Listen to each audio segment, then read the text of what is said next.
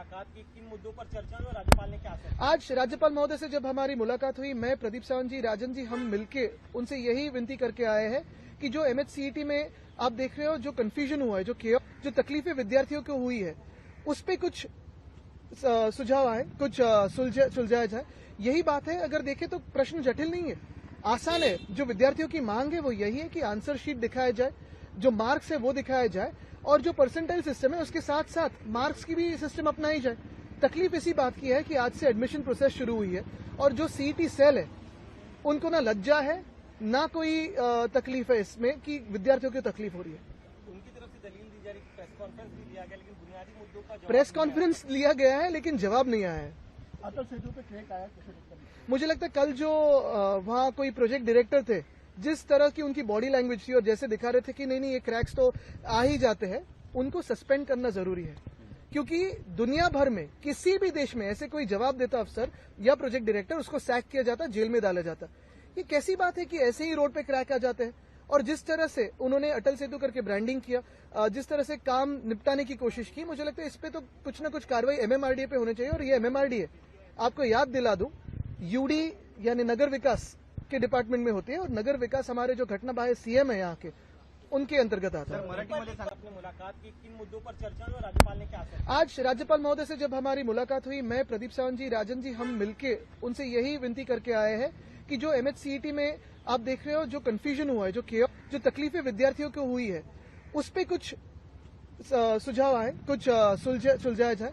यही बात है। अगर देखें तो प्रश्न जटिल नहीं है, आसान है। जो विद्यार्थियों की मांग है वो यही है कि आंसर शीट दिखाया जाए, जो मार्क्स है वो दिखाया जाए, और जो परसेंटाइल सिस्टम है उसके साथ साथ मार्क्स की भी सिस्टम अपनाई जाए। तकलीफ इसी बात की है कि आज से एडमिशन प्रोसेस शुरू हुई है और जो CET सेल है उनको ना लज्जा है, ना कोई तकलीफ है इसमें कि विद्यार्थियों को तकलीफ हो रही है। उनकी तरफ से दलील दी जा रही, प्रेस कॉन्फ्रेंस भी लिया गया, लेकिन बुनियादी मुद्दों का प्रेस कॉन्फ्रेंस लिया गया है लेकिन जवाब नहीं आया है। अटल सेतु पे क्रैक आया, कैसे देखते हैं? मुझे लगता है कल जो वहाँ कोई प्रोजेक्ट डायरेक्टर थे, जिस तरह की उनकी बॉडी लैंग्वेज थी और जैसे दिखा रहे थे कि नहीं ये क्रैक्स तो आ ही जाते हैं, उनको सस्पेंड करना जरूरी है। क्योंकि दुनिया भर में किसी भी देश में ऐसे कोई जवाब देता अफसर या प्रोजेक्ट डायरेक्टर, उसको सैक किया जाता, जेल में डाला जाता। ये कैसी बात है कि ऐसे ही रोड पे क्रैक आ जाते हैं?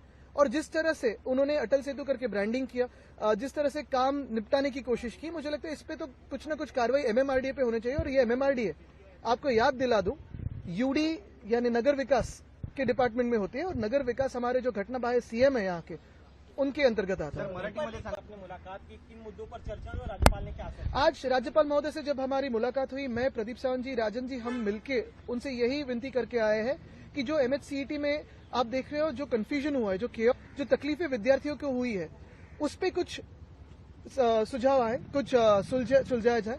यही बात है। अगर देखें तो प्रश्न जटिल नहीं है, आसान है। जो विद्यार्थियों की मांग है वो यही है कि आंसर शीट दिखाया जाए, जो मार्क्स है वो दिखाया जाए, और जो परसेंटाइल सिस्टम है उसके साथ साथ मार्क्स की भी सिस्टम अपनाई जाए।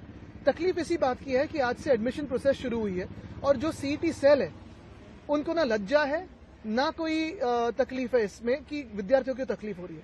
उनकी तरफ से दलील दी जा रही, प्रेस कॉन्फ्रेंस भी लिया गया, लेकिन बुनियादी मुद्दों का प्रेस कॉन्फ्रेंस लिया गया है लेकिन जवाब नहीं आया है।